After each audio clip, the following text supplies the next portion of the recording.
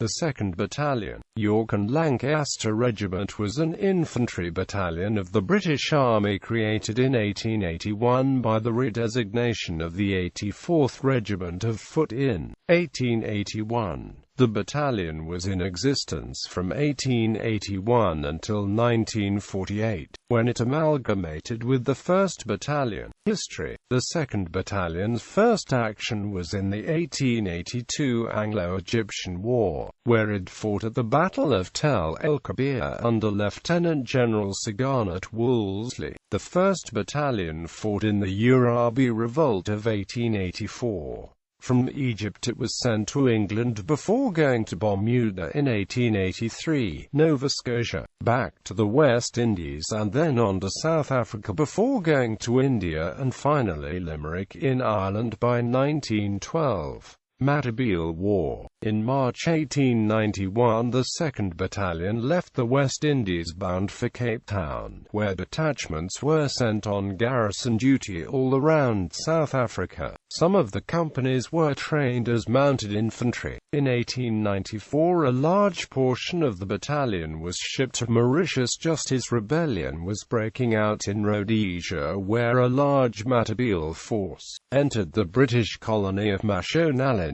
A Matabele and Mashona revolt broke out, the beginning of the Second Matabele War. The future Field Marshal Herbert Plumer led columns containing Yorks and Lancashire, as did Lieutenant Colonel Robert Baden-Powell. Military operations in Rhodesia ended in October 1897. The British South Africa Company awarded medals to members of the regiment for their services. The War in Hastings. In January 1897 the 2nd Battalion, with members of the 60th Rifles, was embarked on the ship Warren Hastings bound for India. On the way to Mauritius to pick up the detachment left there in 1894, the ship foundered off the island of Evacuation. Although she did not sink, she was a total loss. Not one single life was lost, and this has been attributed to the complete lack of panic and the strong discipline exhibited by the soldiers on board. 2 officers and 2 soldiers were awarded the Silver Medal of the Royal Humane Society. Another received the Lloyd's Silver Medal, whilst another received a Meritorious Service Medal for their actions in saving lives. Queen Victoria sent a letter to the regiment congratulating them on the discipline.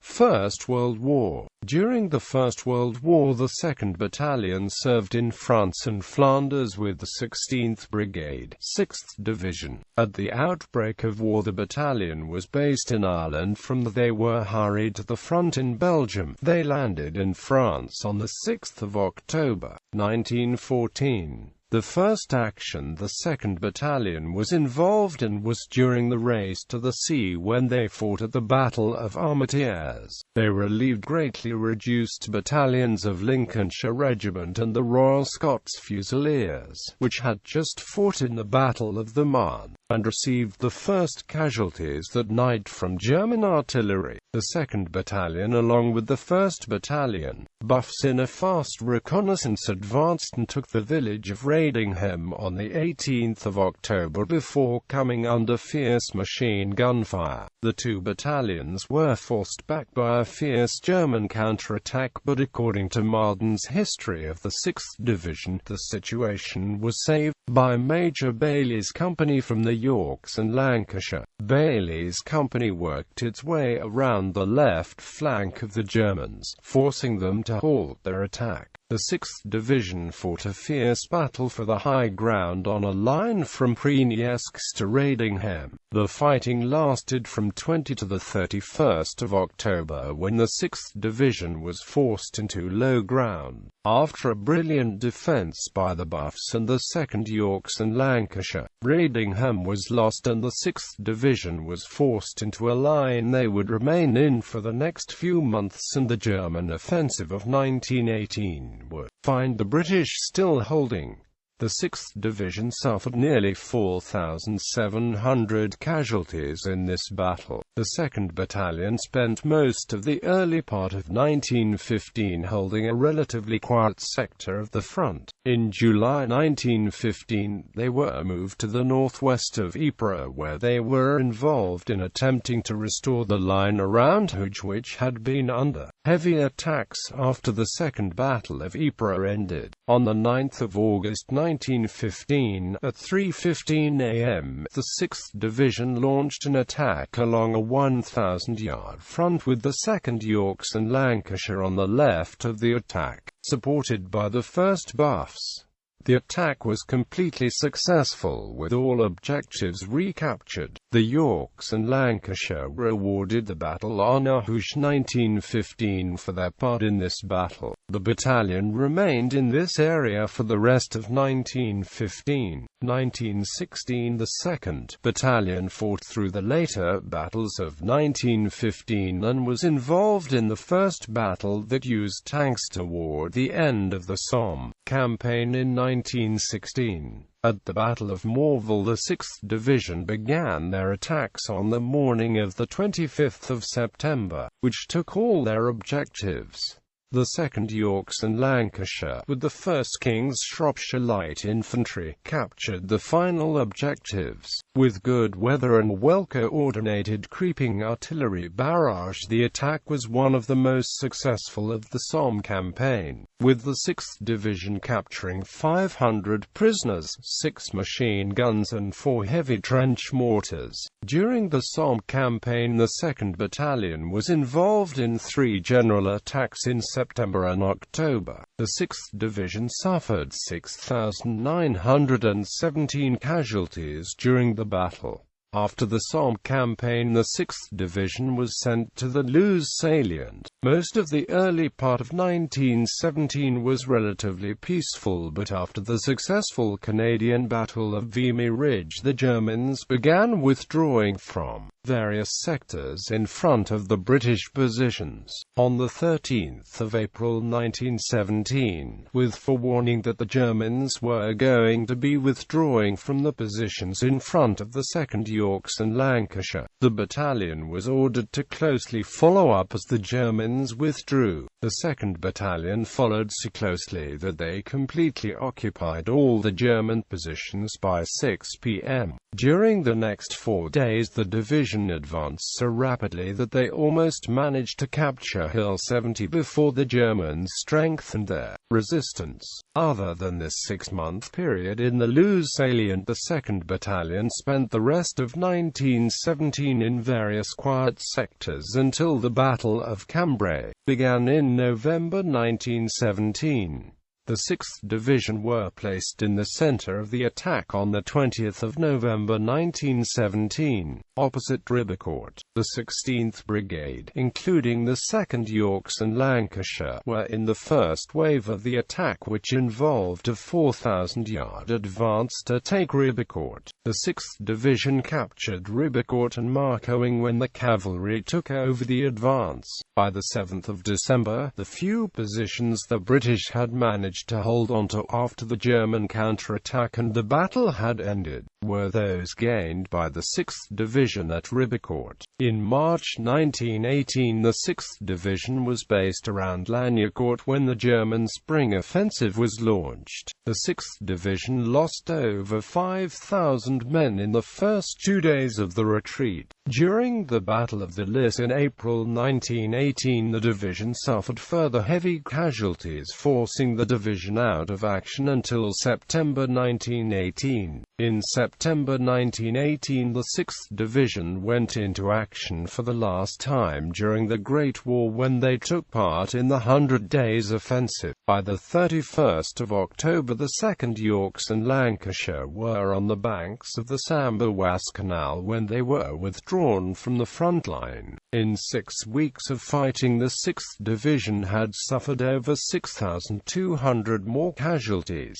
The end of the war found the 6th Division resting in billets near Berkshire. The division had suffered over 53,000 casualties during the First World War. Private John Caffrey was awarded the only Victoria Cross won by the battalion during the First World War in November 1915. In 1919, the battalion was sent to Iraq with the 17th Division's 51st Brigade.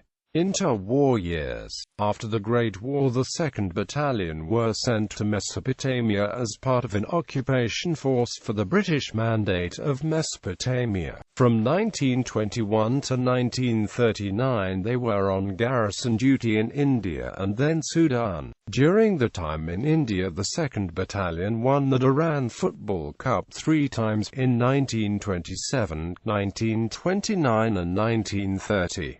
Second World War. At the outbreak of the Second World War, the 2nd Battalion, York and Lancaster Regiment was based in Khartoum in the Sudan on garrison duties. In July 1940 they were moved to Egypt and then to Palestine, where they became part of the 14th Infantry Brigade. The battalion was again part of the 6th Infantry Division. In May 1940 the brigade moved to Cairo and was then broken up. The 2nd Battalion went to Alexandria. On the 28th of October, Lieutenant Colonel Sim C.O. of the battalion was told by Vice Admiral Sir Andrew Cunningham, commanding the British Eastern Mediterranean Fleet, that the battalion was now on loan to the Royal Navy and would be moving to Crete as soon as possible in the cruiser HMS Ajax. On the 1st of November 1940, the battalion sailed for Crete, arriving at Suda Bay on the 2nd of November. Their arrival was met by an attack from the Italian Air Force. Lance Corporal Loosemore and Private Lister were both wounded. They were the battalion's first casualties of the Second World War.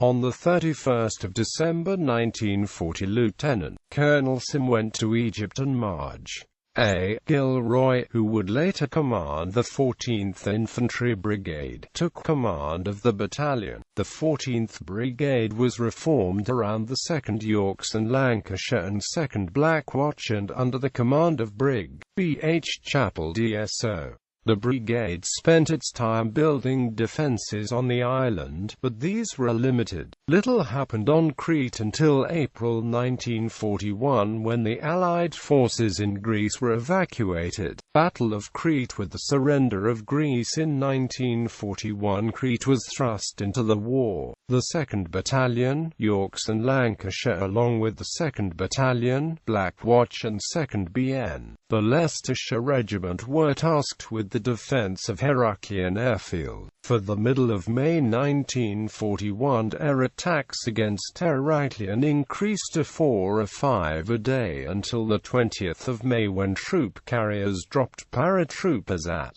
Maleme Airfield on the west of the island. Warning reached Heraklion as their own share of German troop transports were spotted arriving at about 400 feet 4 abreast in long columns that stretched out of sight. This was the largest of the German parachute formations, made up of the 1st Fallschirmjäger Regiment, 2nd Battalion from the 2nd Fallschirmjäger Regiment and an AA machine gun battalion under the command of Col. Bruno Brauer. The 3 battalions of the 14th Brigade managed to kill or wound nearly all the German parachute troops that were landed at Heraklion in this first wave. Apart from a small pocket, the brigade had inflicted massive casualties on the enemy paratroopers. In a matter of seconds, the air was full of parachutes slowly descending to the ground. The moment the battalion had waited for had come. Intense small arms fire caused very heavy casualties among the enemy. Of those who escaped death in the air, the majority were killed on the ground before they had time to get clear of the harness, by small parties of men rushing from the slit trenches with bayonets and bombs. The tanks and carriers also came out of the hiding places and massacred all those who landed in the open. The 3 battalions of the 14th Brigade managed to destroy nearly all the German parachute troops that were landed at Heraklion on the 20th of May. Apart from a small pocket, the brigade inflicted massive casualties on the enemy paratroopers. The enemy fared no better at the hands of the other units of the garrison. Of about 1,000 enemy troops who had come down inside the perimeter, over 900 of them had been buried by noon the next day. Small parties and odd individuals of course escaped, but these were mopped up during the next few days. Quite a large force, however, had fallen clear of the perimeter, and parties of them were heard calling to each other after dark. They made no attempt to attack, being possibly too shaken by what had happened to their comrades. Thus the day ended in complete victory for the Heraklion garrison and the total failure of the Germans to achieve their object of capturing the aerodrome by direct airborne attack. After this attempt, the Germans did not try to land any more paratroopers at Heraklion. Instead, they built up the forces outside the perimeter. Before the Germans were able to complete the encirclement of Heraklion, a company from the 1st Battalion, Argyll and Sutherland Highlanders, joined the defense from Timbarki on the south coast. The German forces from Maleme landed 4 more companies of troops in the vicinity of Heraklion, which successfully linked up with the survivors of the first landings and launched counterattacks on the British positions.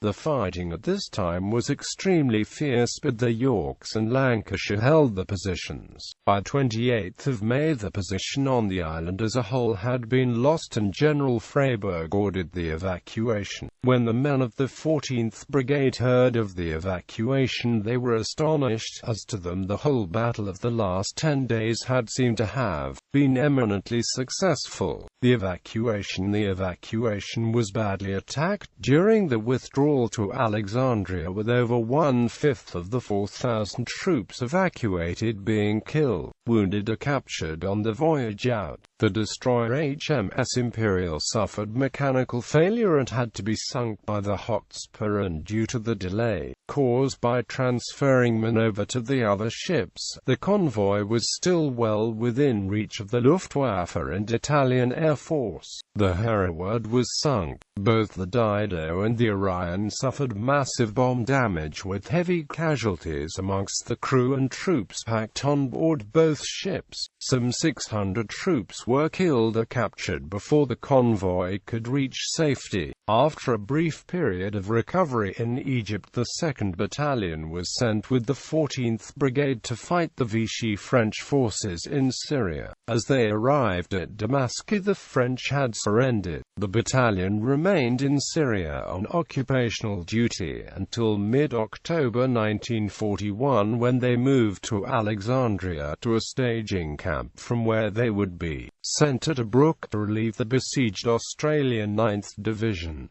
Battle of Tobruk. The 6th Infantry Division was renumbered as the 70th Infantry Division for deception purposes, and given a new commander, and then were sailed into Tobruk by the Royal Navy from the 19th of August to the 25th of October 1941. The 70th Division, along with the Polish Carpathian Brigade, a Czech Brigade, and the 13th Australian Infantry Battalion, which missed the boat out, settled into the considerable defences.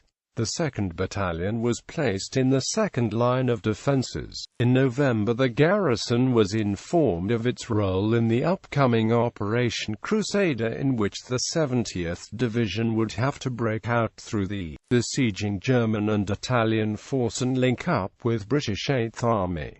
The 2nd Battalion were one of the reserve battalions in the breakout. They suffered massive casualties assaulting the enemy positions after the first assaults, while the relief force got held up fighting toward Tobruk. The battalions of the 70th Division had to hold the positions they had gained and wait. The battle ended up virtually like trench warfare from the First World War. Operation Crusader turned into weeks of attrition, the cost of which finally pushed Rommel away from the perimeter of Tobruk, allowing 8th Army to lift the siege. Tobruk would not stay liberated long. During the Battle of Gazala in 1942, the fortress fell with the Axis forces taking thousands of prisoners of war. Chindit's the 2nd Battalion, however, did not remain in North Africa to see the fall of Tobruk. Instead, they were to head to one of the most difficult fighting terrains in the Second World War. On the 28th of February 1942, the 70th Division was put aboard ships headed for India to help stop the rapid advance of the Japanese army in Burma. The 70th Infantry Division, consisting of regular army troops, was considered one of the better and more experienced of the British divisions operating at this stage of the war. The Far East Command fully appreciated the arrival of this formation, but instead of using the division as a complete formation, it was decided to break it up for long-range infiltration operations behind Japanese lines, much against the wishes of General Slim, commander of the 14th Army.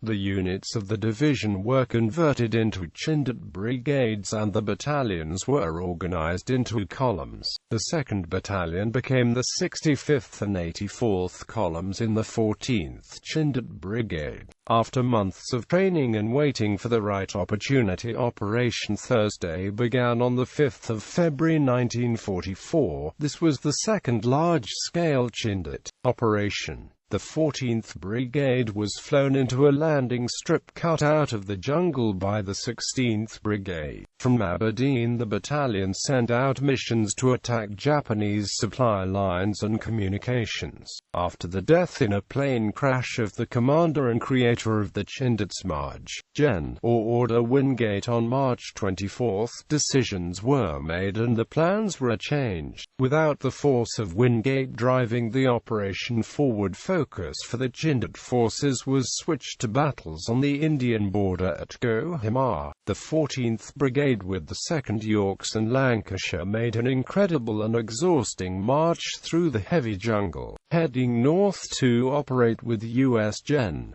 Joe Stilwell. The brigade lost many men on the march and when they arrived were not in any condition to fight immediately. The 14th Brigade remained in action supporting the newly formed 36th Infantry Division until August 1944.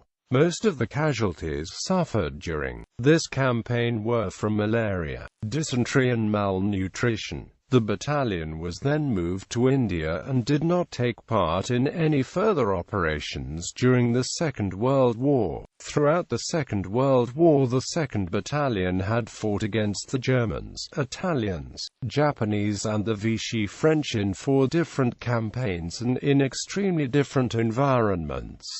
Post-1945. In 1947 the 2nd Battalion was given orders for disbanding and amalgamation with the 1st Battalion. It was reformed in 1952 but disbanded again in 1955. In 1968 the York and Lancaster Regiment chose to disband rather than amalgamate further. The colours were laid up in Sheffield Cathedral, ending 210 years of the regiment's history. The name would be carried on by the Helmshire Battalion in various forms. Books: Donald Creighton Williamston, The York and Lancaster Regiment.